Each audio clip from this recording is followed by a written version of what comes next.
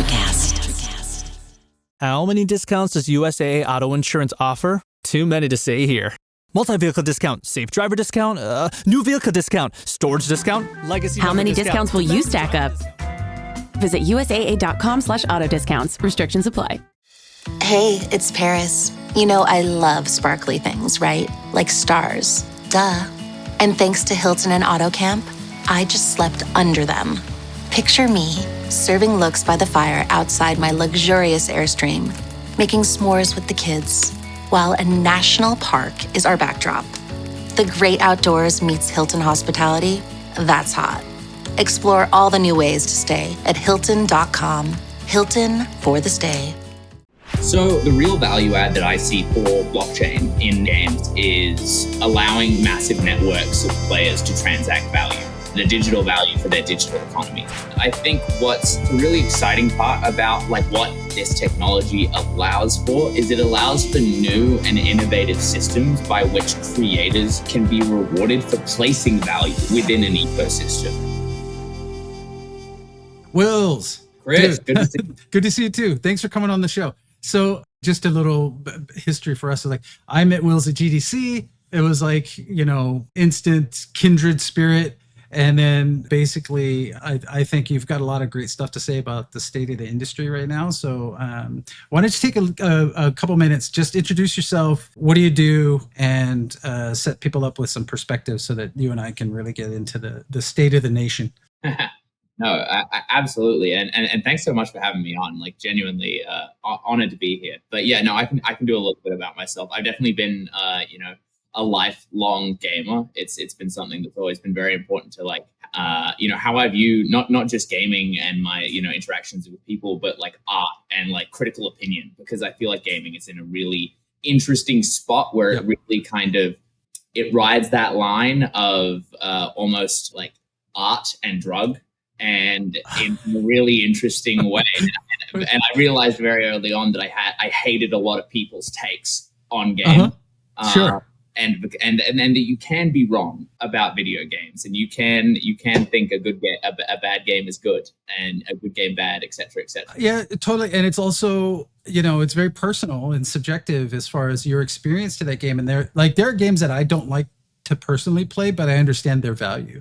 And so what's interesting? Do you remember the Roger Ebert quote that games aren't art? Oh, really? Yeah. I haven't heard that, because I've been reading books about games being art, or reading excerpts of books about games being art. Who said that, and what was the context? Roger Ebert was a movie reviewer. He's no longer with us, but he was a movie reviewer here in the United States. It was I forget what it was who's his partner? Anyway, it doesn't matter. But he basically said games are not art, flat.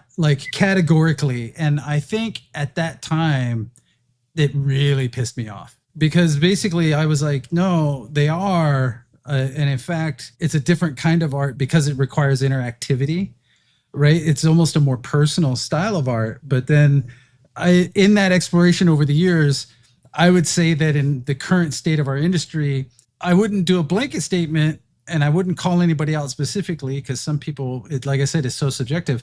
There are games out there that I think aren't art. Oh, yeah. Right? There's many of them. I'd say we're almost approaching a threshold of we're way past it, of the majority of games out there are not art. Right. They're monetization vehicles. Exactly. And they're more product than entertainment or art. It's the same thing that's happening in movies is happening in games, right? The same discontent of oh my God, everything's a superhero movie or a live remake or a sequel or an HD remake or something like that is also happening in games.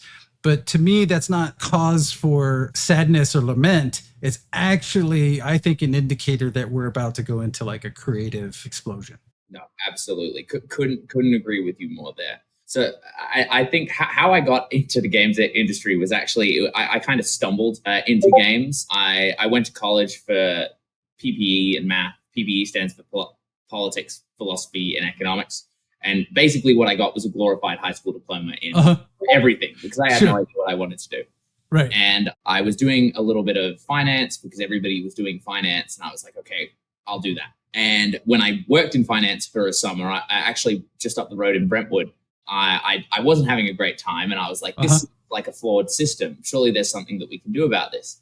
And that led me to blockchain. And this was the summer of kind of 2021. So I ended up writing a paper on kind of my experience in my internship and, why I think blockchain could solve a lot of these problems, and kind of ran down the Web3 rabbit hole there. And then I wound up, funnily enough, being connected with the head of BD at the company I work at now, Avalanche, which is its own blockchain that has its kind of, kind of Bitcoin, Ethereum, Avalanche, Solana. Those are kind of all their own ecosystems. So Avalanche is one of these ecosystems that has a, new and innovative consensus mechanism that makes it stand apart from the rest. But I can go into all of that a little bit later. Well, I'm going to ask you in a more sort of personal space, because actually what's interesting is I always feel like, and I think this is where you and I really jive together, is you have a very idealistic or optimistic outlook on the future. And so do I. I mean, but you're also a realist, right? Like, because having worked at a financial institution, you know how filthy it can be on the business side of things. So like, my question is actually like, hey, what are the like positive qualities of Avalanche that like drew you in to make the switch over to jump in there? Yeah, I think for me, it's I don't know. I've always been a little bit of a contrarian. If a lot of people like something, there's a very good chance I vehemently dislike it. So that, I think, it was very much an underdog in those days. It wasn't in the news, but it was kind of getting the traction, and it had this kind of fundamental tech that was really exciting, which is the Avalanche consensus mechanism, which really is founder of Avalanche, Amin Gun Sier. Everyone just calls him Goon, and he's a bit of an icon on crypto Twitter. But he was one of the foundational people within blockchain, like when Bitcoin was coming out, and he was, mentoring Vitalik on how to put Ethereum together. And he kind of spun out this new novel consensus mechanism that wasn't just a single chain, but a way that many chains could come together, and that many different organizations for all of their different use cases could connect with each other. And that's kind of come to a head when I first joined back in June. So there were two phases. I interned there for a summer, and then went back to school, got another job, and now I have since returned. Right. So it's been a very roundabout way of getting back here. So just for me, and also probably the audience, so when you say consensus, what's being decided, but also what do you mean by consensus, right? And like, what is it? Yeah, so I mean, I can kind of just break down the fundamentals of blockchain. Yeah, just give me the top bullets, because So when people say blockchain, they mean a chain of blocks. So what does that mean? These are blocks of transactions. So at the most fundamental level, it is Wills sends Chris X amount of funds. Sure. And that transaction is then put into a block. And once a block has been filled, it then needs to be validated by the validators within that network. And how those validators come to a consensus on whether this block is true or false or should be added to the chain, that is the consensus mechanism. Got it. So what's unique about the way Avalanche does it is it basically super simple. It breaks it down into a bunch of different smaller votes. So instead of one big vote happening across all of the validators, it's broken down into smaller groups. So one votes versus one, then the groups of three. Got it. So basically, it cuts it into bite-sized chunks, and then gets consensus in all the little pieces, which should aggregate into big pieces. So hold on, I'm going to throw out like a really quick, for those that aren't very tech savvy, I'm going to throw out a really quick visual analogy. So essentially, you and I are about to I'm going to sell you a Pokemon for $10, right? And it's tracked. We create a receipt for it. That receipt goes into a box, which I'm going to use for our block, right? Mm-hmm. And then basically, that box is made out of glass, and everybody can look at it and say like, yep, this transaction happened, right? And so like the group that is watching the transaction around us in real life can then verify that like, yep, thumbs up, good to go. This is not fraud. It's not money laundering. It's not like whatever, like a Pokemon was traded for $10. Exactly. And this is a valid thing, the new owner is now Chris, or the new owner is now Will's. And so the next person coming can then say, who owns this Pokemon? I would like to buy it. And then you get a publicly available receipt. Then the way I like to think about, like, the most valuable thing in blockchain is the ledger, right? Is the ledger functions of being able to go in and see which transactions happened, who they were with. And even if it's anonymous, it's just good to see that there's a validation there, right? Because then it means that, like, everything's happening above board. Okay. I think it's funny that you say that it's anonymous.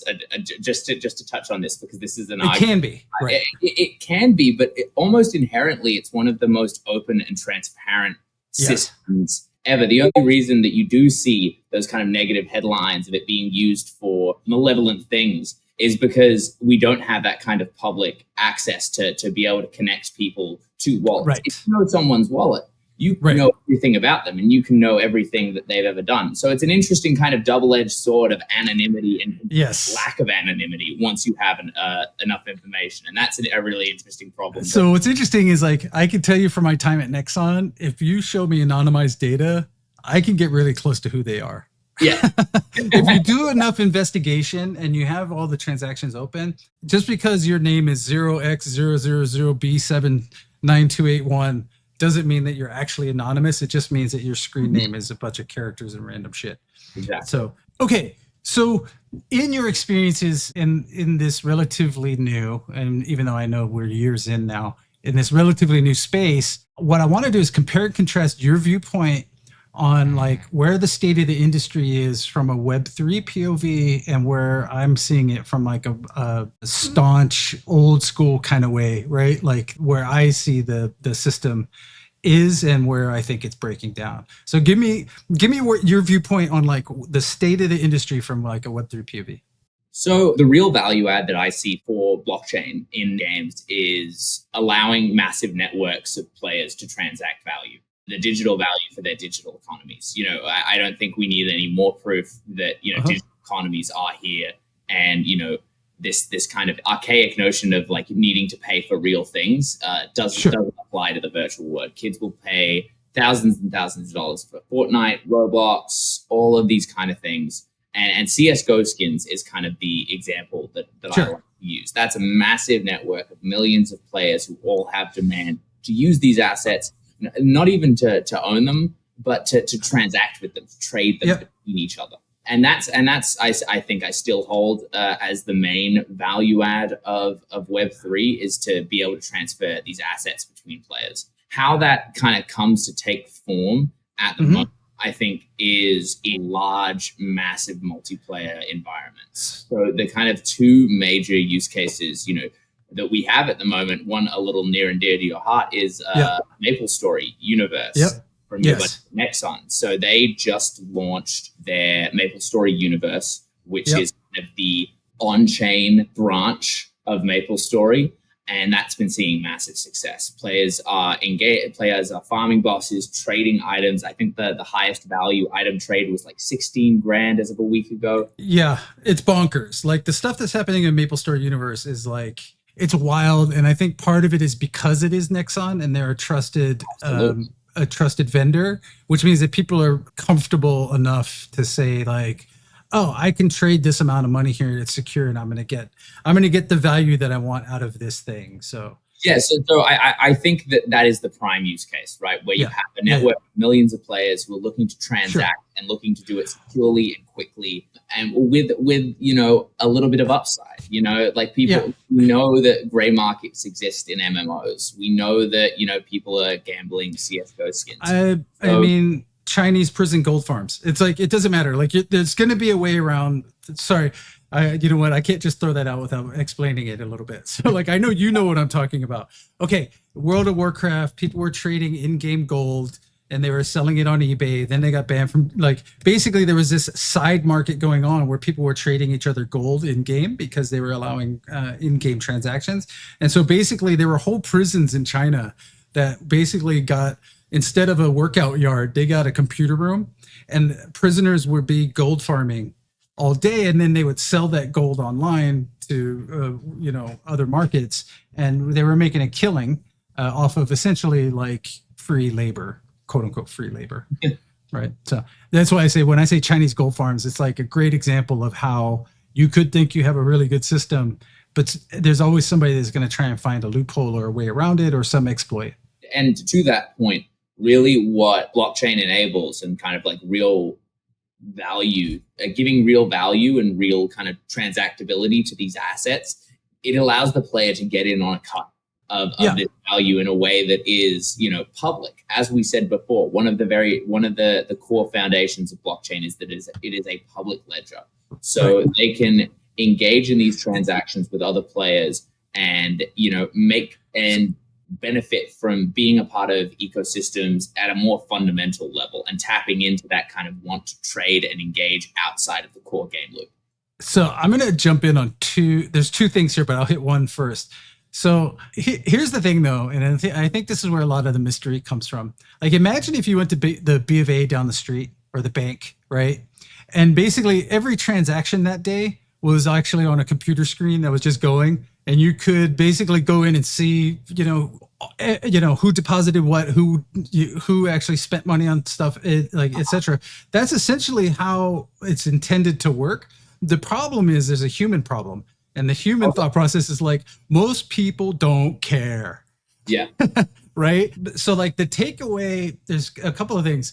One, and I don't think this gets emphasized enough, in that is a superpower of the blockchain, because like, if I could do that at the bank, I wouldn't care about actually using it. I would just care that it's that transparent. Right. And I know we talk about the transparency, but I think a lot of people got scammed super hard early on, and they just created this negative cloud around the technology, and not unfounded. There were lots of bad actors in the early days who, and there's still people doing pump and dumps and like weird NFT scams and stuff. But, I really think like if we emphasized more that if we could make the way to access that transparency more surfaced up to the top, or even so automatic that you don't care about it, right? Like if we could make it like CarFox. So basically you're like, I'm going to buy this thing. Tell me all the like important stuff about it. It's like, oh, that used to be owned by Wills, and like Chris owned it before him. And, like that's the real-time value for people like trading things in a virtual world. But it's very difficult to make that like, I don't know, exciting. Yeah. It's very hard to sell that as an exciting point. It becomes a like systemic bullet point. Well, yeah, exactly. It's like that Ed Chang, who was actually former head of gaming at Ava Labs. When I started my internship, I remember something he said was he had previously worked at EA, and he was doing live ops for FIFA. And it was AWS went down, and no one was complaining to Amazon. They were complaining to EA. They were mad at EA. They were mad at EA that their game was down. And I think that blockchain kind of sits in that same area of being very much a back-end technology. There's been a lot of work put in for it to be this very cool front-end experience, because that's kind of what the narrative has been. That's what we saw in kind of 2021, 22. Big, when Lambo, NFT degens, massive pumps, massive dumps, all of that. Like that's very much a part of the ethos, for better or for worse, that we kind of have to contend with. You said something one of the core principles of blockchain, at least in my view, is the kind of single point of failure approach. The reason that they don't have that big list of transactions is because when you put in your money, and when your money gets where you're sending it, it's going through 8 different people who all need to look at it, say, yes, this is Chris's money, and yes, it's going to Will's. Can you goes through this whole rigmarole of a bunch of different things. And that's currently what we as consumers tell ourselves is that's the price we pay for security. What blockchain presents is an alternative to that, where the security is underwritten cryptographically through a variety of different mechanisms, whether it be the consensus protocol or the how everything is kind of encrypted. But the single point of failure for you and your assets is when you make a blockchain wallet, you're given a seed phrase. That is it. If you lose a seed phrase, it is gone forever. And I think that that's kind of what we saw initially with the 2021 is a lot of people coming in and being expecting to like go about this kind of trading with the same way that they go about their usual trading. Oh, if I get scammed, they can just refund me my money. Right. But that's because everything is permanent. And once a block is set in, it can't be rewritten. That's where it kind of brings in that extra level of risk. At the end of the day, that point of failure is you.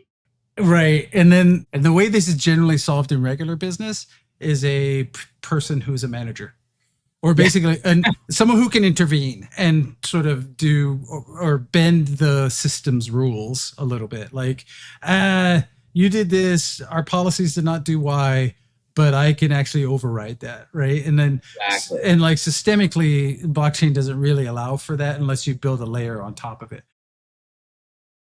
So here's an interesting thing, and I want to talk about value a little bit. So we're gonna go back to your education and talk economics some. Cool. So no, just because there is a thing here, and I put it into these words when I was working at Nexon when we were starting to look at different live products and what was going on. Value is the word, and this is, I'll throw out a hot take, which is that most online assets that you would get from a game are actually missing an important piece of value, which is social value. And social value is like, if I buy 300 pop vinyls, I need somewhere to show them off, right? Yeah. And so like without a display case, like I don't go out and buy a bunch of pop vinyls and just put them in the closet, right? Like I want them, I should be decorating this door behind me with like my cool things. Right. And the underlying thing that leads to, though, is the satisfaction is really about the value is my internal feeling. Right. And that's why I think so early on in the NFT days, I saw like a real fallacious argument about like, hey, I'm not paying $100 for a bitmap. And the thing is like that's a sideways argument, because the value is not the bitmap. The value is like taking part in like a moment in time or commemorating. It's like, would I go to an auction and buy a Polaroid? Yes, but only if it has value to me. If it's Bob Dylan, maybe. If it's a Polaroid of like a McDonald's sign, like there are lots of motivations for value, and it's all personal, right? And it's all based upon people's value sets. And so the one that I like to throw out there is like, well, okay, I'm not spending $20 million for a Van Gogh either. Right? Yeah. Like it's just not going to happen. But I do like the fact that if I buy this thing online, I can get provenance. I can know who minted it, who made it, like all this other stuff. And so like the value comes from the social consensus around this asset or piece of canvas with oil on it. And so like, if we go back, I'm going to take this value analogy a little bit more and go like dig into video games some. Mm-hmm. 1 quarter into a Pac-Man machine does not actually equal 3 lives. The actual value is 3 chances at an experience. Yeah. Right. And so that experience might be motivated by high score. It might be motivated by people watching you. It might be motivated by like your self-satisfaction and your OCD for needing to clear mazes. It doesn't matter. The quarter is not buying you the lives. The quarter is buying you an opportunity. Right. It sounds very abstract. But when you come at it that way, I'm actually just buying entertainment, and that entertainment comes from that opportunity, right? And so the like getting stuck on actually the transactions, around like digital assets is a sidestep. It's like if I can sell you something that makes you feel good, you would buy it, right? Or if I can give you something that gives you social clout, you would buy it. If or something that enhances your gameplay, people buy it, right? And so the discussion of value is often, people get distracted by the token, and I don't mean to use the word token in a tokenized way. I just mean the thing that is being like tracked, right? I don't know. What do you think about that? Any thoughts? I heard a take recently that because a lot of people in the NFT world talk about ownership and owning the asset as being, something that's important. And I think there is some merit to that. But what I thought was really interesting is what's much more important than them owning the asset is their ability to trade it and their ability to, buy and sell assets between players, because that, just like you were saying, that is the experience for some people. Some people like I've definitely played a couple, stock simulator games here and there where you're just staring at a big chart and watching the numbers move around. Like there is an entertainment value there. And I think that that's one of the core things that blockchain is trying to tap into instead of actually owning the asset. And, because that's ethereal. That can happen anywhere. Where the real value add of blockchain is the provability in the public ledger upon which these transactions occurring allows them to happen much quicker, much more in a much wider range, and between people all over the world without kind of having to worry about international kind of payment barriers as well. Sure. Well, which is interesting because that brings us to like, it's really crazy the distraction that is the flat Earth like movement, because like when that first kicked off, people that said flat Earth were actually talking about economies and also like how global our supply chains were, right? Yeah. And essentially that essentially everything was much closer than the geography. And then somebody went and was, I don't know where the whole conspiracy theory came from. So you're right. And I'm going to say like, and here's another thing. And this is why I think like I worked at a Pocket Full of Quarters for a while, which was supposed to be a universal like gaming token. And it was one of the things that I kept throwing out there. I was like, your like currencies and digital sort of assets are only as valuable as how much transaction value you can put into it. And by that, I mean, like, is it convertible? So like in a real world space, like dollar bills are the most valuable currency, not because it's a dollar. It is a little bit because of the fantasy of it's the American way of trading, right? Yeah. But the rest of it is also like, because of that, you can trade a dollar bill or $100 bill almost anywhere in the world for proper value, right? Oh, yeah. Because it's the most convertible money in like anywhere. And that's because people have faith that you can take that $100 bill and get almost one-to-one value on what it's supposed to be traded for, right? And so like when we were doing like a universal currency for games, I was like, don't worry about the purchase transaction of getting the money. You have to first prove that it circulates and that it actually is convertible to more than just digital assets, or like basically it has to flow. If it's not flowing, you end up with, essentially a stagnant currency. But that also applies to like digital assets. It's like if you just have people who are getting things from games and then like putting them in their like proverbial attic, all of those things, it's not that they lose value, it's just that they're not increasing in value, right? No, and that's exactly it. And I think what's the really exciting part about like what this technology allows for is it allows for new and innovative systems by which creators can be rewarded for placing value within an ecosystem. Look at Fortnite, look at Roblox, look at these kind of UGC predominant platforms and the kind of rise to fame and glory that they've had. But they don't have a contractual obligation to their creators. Right. It's very much just come in, make a game, bring players in, and at the end of the month, we'll decide how much money we want to give you. And that works for them because they're the monoliths that they are. But if you're a new and up-and-coming platform, the real opportunity here is to have a new relationship with your community members, one that is based on trust and or the lack of trust, because it's all programmed in. And that's one of the really exciting things about blockchain is that it allows you to kind of pre-program all of these transactions and these duties to have an almost code is law approach to how you're engaging with these ecosystems, so that you don't have to worry about, for example, in CSGO, where you see Valve, who's the company behind it, just shutting down, trading platforms, which is one of the primary ways that people like to use and enjoy those assets. That's why people buy those assets, purely to gamble with them. And if everything is kind of happening on chain, it's a lot more difficult for a larger entity to come in and change that because everything is kind of immutable. So, all right, I'm gonna take a side shift a little bit because I want us to get into the future some, and also a little bit, not necessarily the indie space, because I think almost everything's going to be in the indie space soon. So what's interesting about that, you brought up Valve and them shutting down side markets, right? Because they need to control their own ecosystem. Like where do you think that leaves independent, makers of games and how they can participate in this?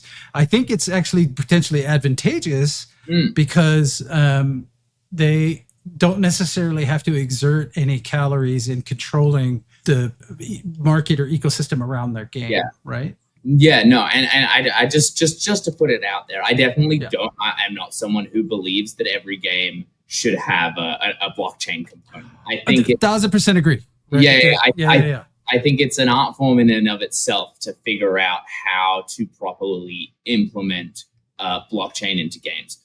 Right. What I am a believer of though is that blockchain is going to have kind of mass adoption far beyond games in the semi near future. Yeah, and we've already seen it in kind of the way that games have spun up. Games have been spurted on and pushed forward by indie games since the dawn of time. I actually didn't know this until recently, but when people were first buying Minecraft, they were PayPaling Notch directly. Yes. Like people that's insane to me. He sold like 10,000 copies or something just direct PayPal. I paid Notch $7. That's insane to me. I think it goes to show kind of the nature of gamers and that they're willing to try new things and experiment with new ways of interacting with their games and the developers who make them. Where I think this has kind of led us now is I think that there's been a lot of money that's come into the gaming space kind of over COVID and in the years kind of shortly after. There was a massive spike in investments and a massive spike in expectations from people who didn't really know what they should be expecting. I think a lot of people started playing games as well. There was a whole new class of gamers that was kind of brought in. Mobile as well has turned everyone into a gamer, which I'm not. I hear that terminology a lot, and I'm not sure that I agree with it. It icks me every time. But humans in general play games. Exactly. Not even video games, just games. And so is at some point everybody is some degree of gamer, but the way that the traditional definition of the word gamer, it's starting to get muddy, but also it's being distributed across a much wider audience. So 100%. All of what I just described in conjunction with, the rise of the online existence and the online kind of lives that we live. Like I work a fully remote job. This little box right here. Right. This is my office. People see me during the day. This is all I am to people. And I think that kind of as the world has become more online and become more for everyone, what we saw at the start of that was a massive shift towards, let's make products for everyone. Let's make movies for everyone. Let's make games that everyone can enjoy. And that horse has been beaten. And I think that people are kind of sick now of that idea of the game for everyone and the experience for everyone. They want to feel special. I want to, while this may be my box, I want some way for this experience to be memorable to me specifically. Sure. So I got a couple thoughts on that. One, I think there's a little bit of a generational thing too. So, above a certain age, the inherent understanding of value is different, right? And we're seeing this sort of flip flop on digital offices versus people coming back into the office is we're seeing that, and it's typically older established businesses and places are finding that they've been structured to get the most value out of physical bodies, right? But the other thing is though, is this younger generation coming up, all they know is this box, right? And value is communicated in a totally different way. And I think there are opportunities here to leverage going into the future with a different understanding. And and the final comment is you talked about trust a little bit, and the valuation on, let's say, a Van Gogh comes from the fact of what did it sell for last time, and do I have a chance of making it sell for more, right? But some of that is also the trust in the transaction and trust that Van Gogh was a good artist, right? And so the authoring of it in the first place is part of that trust system. And it's the same thing here. Is like if I make a blockchain game tomorrow, or maybe not me, but any creator, like they haven't built a trust with their audience, right? And so, which brings me to a couple of the different theses that I'm working on, like operating on my pillars for this year, which are build it and they will come is dead. You can't build it and then market it and be a success. You have to first go build an audience, right? And build a rapport, build a relationship, and build games for that audience. And so like what we're seeing is what I call the death of scale, right? The death of scale is basically we're having an audience pullback or backlash from stop ramming Spider-Man down my throat. Right? Like just because it's Spider-Man and it's made by Sony or whatever doesn't mean that it's good. I don't like there's distrust in the value of the authorship, right? Yeah. So it's like it's as if Van Gogh went and started doing a lot of like laser printed prints, right? He would be devaluing potentially his own art, or maybe there's value in those prints. It's just a different product. But essentially, like the way that the old business worked was like make a thing, market the hell out of it, and then people would buy it because that's the thing. But now there's so many other products for me to purchase. The purchase decision is changed. Yeah. Is it personally making me happy? Is it personally affecting the other person or audience? And so I think what we're going to see is lots of like distributed trust purchases in the game industry, right? Like a creator-led economy, essentially. Exactly. Like I think that there's, and kind of continuing on what I was saying before, I think that, you know, we've seen the rise of creators and the value of you know, individuals who make content for a very specific kind of person. And that's where I think kind of the real value lies now. Yep. Instead of trying to maximize how many people you can get to enjoy your game or your product, finding a group of people that may be smaller, but this product is designed directly for them, and they will pour thousands of dollars into it. Like God knows I have. Like I enjoy Warhammer, like Warhammer 40K.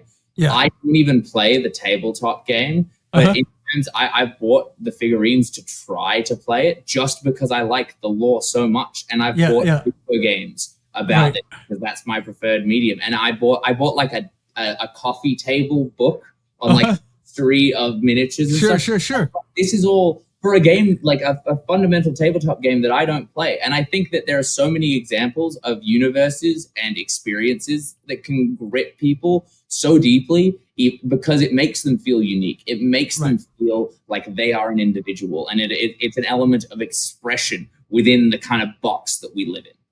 Right. And so the value of those figurines is not what they were made for, which was to put them on a table and, you know, measure out how and like play the war game. Is actually the fantasy of like, I want to be in this world, or I really enjoy this world. And so you support it. Right. So you don't mind like buying figurines that like I don't even use, frankly. That you don't even use. Right. I have a whole stack of games that I've bought in support. Oh, 100%. 100%. I'm exactly. I was in Vegas a few months ago, and they were like, people were playing craps, and they're like, "Oh, like, do you play?" And I'm like, "No, sorry, I do Steam sales. That's mine. I do Steam sales. Generate activity." That's funny. So from a game design POV, there's a lot to be learned from casino table games, blackjack, craps, probability, odds, like player motivations. Gambling games were like a fundamental part of me understanding game design, because like there's a lot of rules stuff going on, and like whatever. I think it's fun. So I'll teach you craps. It'll be fun. Awesome. So so what's the future? So what just to recap a little bit, what we're saying is there's a technology here that can be utilized by creators and is starting to be used more and more by creators. And in fact, I think if it's done right, most people don't even know they're using the blockchain.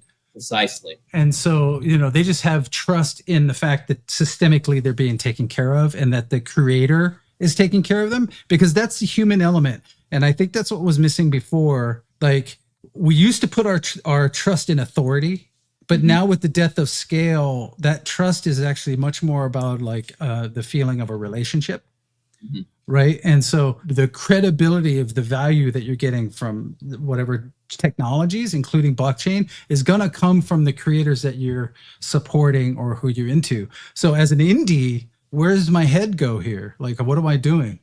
Yeah, so I think, blockchain has always been a tool for developers since the early days. Yep. It was the tech nerds that were interested in Yep. this, and because of the way that it allows them to interact with each other and provide value to each other. So I think any kind of sustainable approach to bringing blockchain to gaming is going to be a dev-centered one.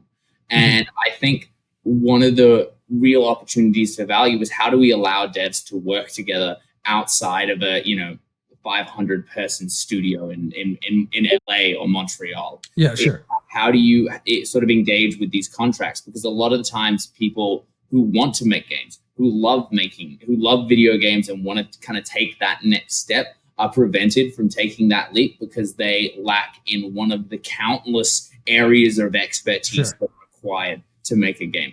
I think that by having kind of social contracts and platforms where people can engage and share material about games that they're working on, and developers can support other game developers, that's where this kind of all comes to a head. And I think that game development as a hobby is something I think that's going to skyrocket in the next kind of 5 to 10 years, especially with the rise of AI, where you can kind of have an idea and put it into a real form.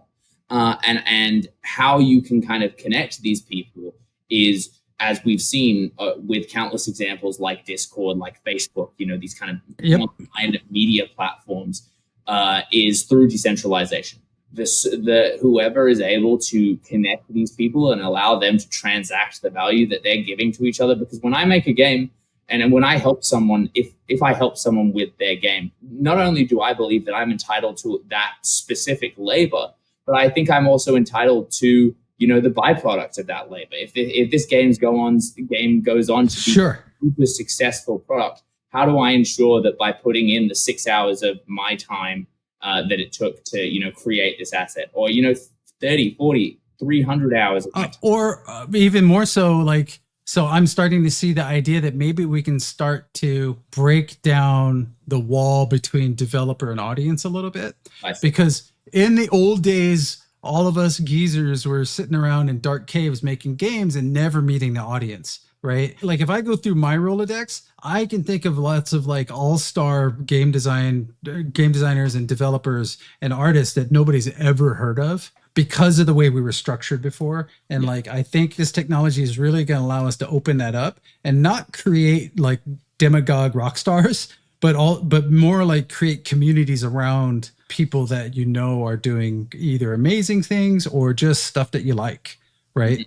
And so I think there's a space conceptually that we can hold on to. And basically, I'm going to start dropping a thing here. Is what if there was a network where the game community could come together and not just the developers adding value, but actually acknowledging that players and streamers are adding value, right? And let them participate in the larger economy of what you're making. I think there's something really interesting there. Yeah, and I think we're kind of far past the point of accepting that players and streamers and content creators can add value in direct ways to the creation of a game. I think that another huge point of that as well is the way that kind of data and the data that's generated about how players interact with games. I personally think that's responsible for a huge amount of the dissonance that we see in Web 2 gaming, is the way that the value of data is being extracted by outside corporations and not being funneled back into those games. Right. Or even being shown or valued for the audience. Precisely. The reason you have $70 games putting in microtransactions is because they're not getting the value that they are putting into the game. And having a more decentralized direct system for players to put in value in unique ways that they decide, whether it be contributing, QA testing, providing assets, all of those kind of things can allow for more innovative ways for money to go from player to game. Right. And so I'm going to come back. I'm going to beat this one a little bit because I want people to remember this as a takeaway of the fact that the part of the reason streamer marketing started to fail people is they applied the old model, which is build it, then find an audience. And the thing is like streaming networks don't work that way. And when I say streaming networks, I'm talking about like key streamers and their audiences, right? And like when you jam a marketing message into like, you can't just go out and pay for ad placement, because like it starts to lose authenticity and it breaks the trust relationship between you and that streamer, right? Mm-hmm. So like if I'm playing Overwatch all the time and I like, oh, by the way, everybody go out and buy Warzone, it would be one of those things. It doesn't match the narrative, right?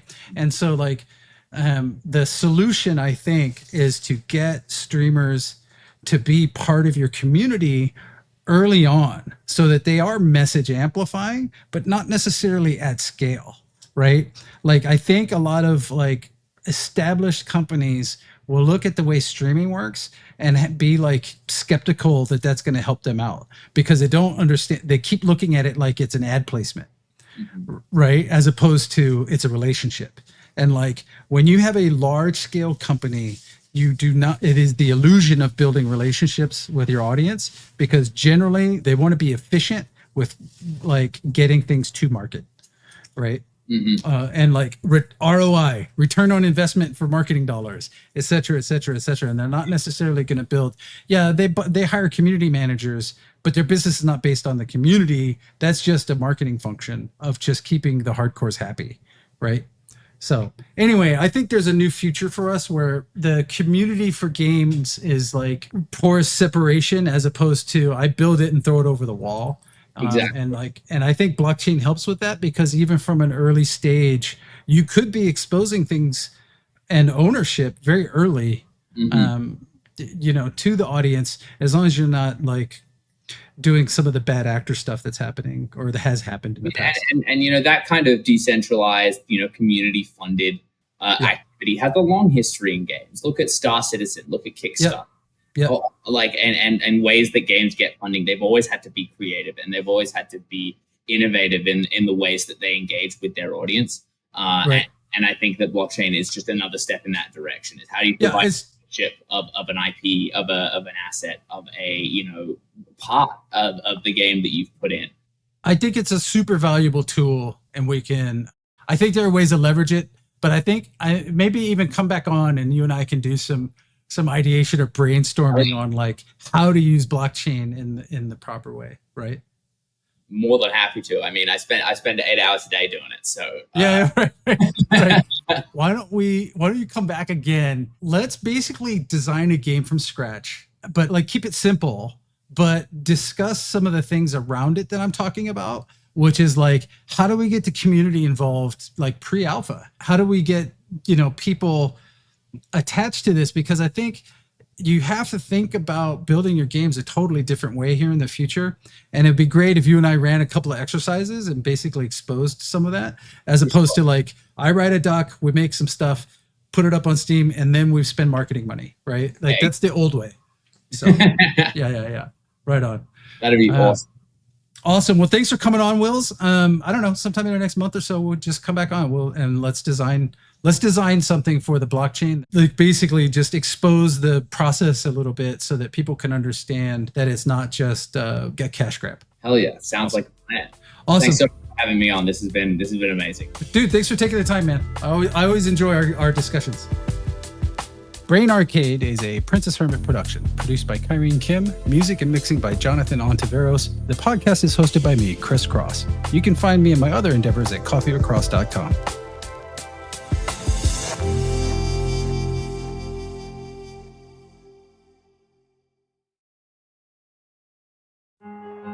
Hey guys, it's your girl Yasia. I want to share some really exciting news with you. I just dropped my first ever single, Spell on You, off my upcoming debut EP, Devil's Room, on RM Records. It's simply devilicious. Check out Spell on You wherever you listen to music. Bye for now. I never thought I'd fall in love like this. It's time to close the chapter, but I think I needed this.